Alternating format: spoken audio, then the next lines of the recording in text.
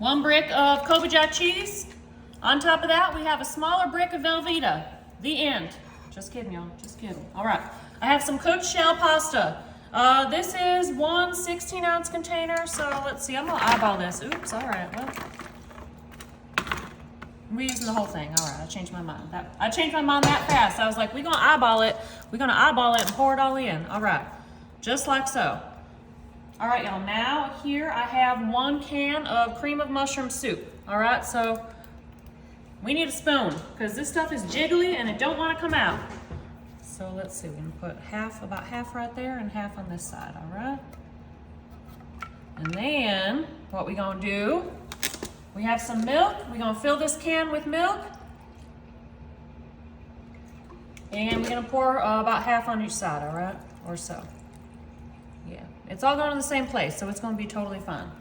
All right, now, we're just gonna give this a little mix, all the noodles around, before we add the next step, y'all. This is gonna be so good. Y'all are gonna love this. It's gonna be very cheesy, but very delicious, right? No such thing as too much cheese. Cheese makes the world go round. Everyone knows that. Speaking of cheese, have y'all ever read the book, Who Moved My Cheese? Tell me if you've read it. It's one of my favorite books ever. It's so good. Anyways, here we are, back to reality, back to earth. All right, y'all have ranch seasoning. This is optional, but I think this tastes real good in this recipe, so we're using it. I'm just sprinkling it right on top, all the way around my cheese bricks. There we go. Next, y'all, I have some tuna, chunk lot tuna. So I'm gonna use my same spatula, and we're just gonna spatula it out. We're gonna try. All right, and we're just gonna spread this around on top of our noodles, all right? So, like so, I have 2 cans. So we're gonna try and do it evenly, but also, if it don't go even, that's totally fine. Nobody cares, right? Nobody. Come on out. I could use my hands, but I feel like, y'all know if you ever like touch tuna, I feel like no matter how much you wash your hands, I don't know, it just still has that smell. Anyways, I'm surprised my kitty cats aren't over here smelling this. All right, y'all. So here we go. Spreading it out. Spread, spread, spread, spread. Mixy, mixy, spread, spread, spread, spread. Fred's looking at me. He thinks I'm crazy. All right, what's next? I forget. Oh yeah, next we have onion. Onion right on top. All right, so y'all, because I use the ranch seasoning, we don't really need to use more seasoning. If you want, you can, but I think the onion flavors it great, and yeah, that's it.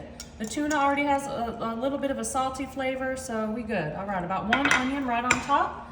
And then y'all, we have a can of sweet peas. Sweet peas all the way around. All right, sprinkle, sprinkle, sprinkle, sprinkle, sprinkle, sprinkle, peas. All right, well, we put a lot right there, but it's fine. Y'all will see why later. All right, we also have a can of carrots. So now, what are we gonna do here? We're gonna line these up real pretty. Because y'all know why? I like pretty food. I like pretty food.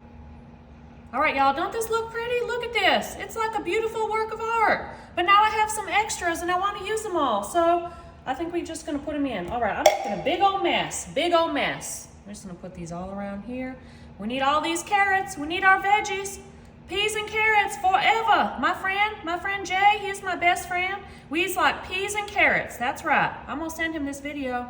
He'll be happy I said that. All right, y'all. So we're gonna put this in the oven at 350 for about 20 minutes, and then we have one more step. Y'all are gonna love this easy tuna casserole. All right, y'all, here we have our tuna casserole. So it's time to give it a mixy. All right, we're gonna give this a nice mix. We have to incorporate the noodles and the cheese, which is nice and melty. All right. And yeah, so I'm just gonna keep giving this a nice little mix, and then when it's all mixed, I'm gonna show y'all we have one more step. All right, y'all, so we have this nice and mixed, so we have one more step before we eat it, and I'm so excited. So what we're gonna do here, y'all, is we're gonna do another layer of cheese, like there's not enough cheese in here. I have some sharp cheddar, all right? So we're just gonna sprinkle this right on top. Sharp cheddar. You don't need to do too much, but you know what? If you want to, go ahead, why not? Cheese makes everything better, y'all. All right. And then I also like having a little crunch. So I have a container of these potato sticks. So we're gonna put these on top too, all right? Right on top. You know what, we're using the whole thing. Oops, I'm making a mess. Such is life, I make messes, messy. And then you know what else I need? I need something green here, y'all. Dried chives, that's what I need. Some chives right on top. All right, y'all, so we're gonna put this back in the oven for about 10 more minutes, and then we're gonna try it. I'm so excited. Y'all are gonna love this tuna casserole. All right, y'all, Kevin wanted to say hi. I actually called, he was sleeping upstairs in the sunbeam, and I shook the bag of treats, and then he came down. He already had 2 treats, and I'll give him more, but yeah, I know y'all love seeing him, and I love showing him, because he's my baby. All right, baby, I'll give you some more treats in a minute. All right, y'all, so here we have that tuna casserole. Remember, we just put it back in the oven for a few minutes to melt the cheese on top, so time to eat it. I mean, this is a nice, hearty meal. So hearty. Lots of tuna, lots of cheese. Look at that, y'all. Peas, carrots, onion. It smells real good, too. And I like doing this topping with the potato strings because it just gives it a nice little crunch, all right? I love a good casserole in the fall. And tuna casserole reminds me of when I was a little girl. My mama used to make it all the time, and so did my granny. So that's why I like it, y'all.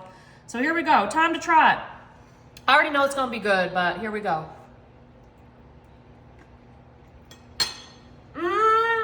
Y'all! All right, y'all. If y'all want like a good comfort meal, you have to try this. It is so good.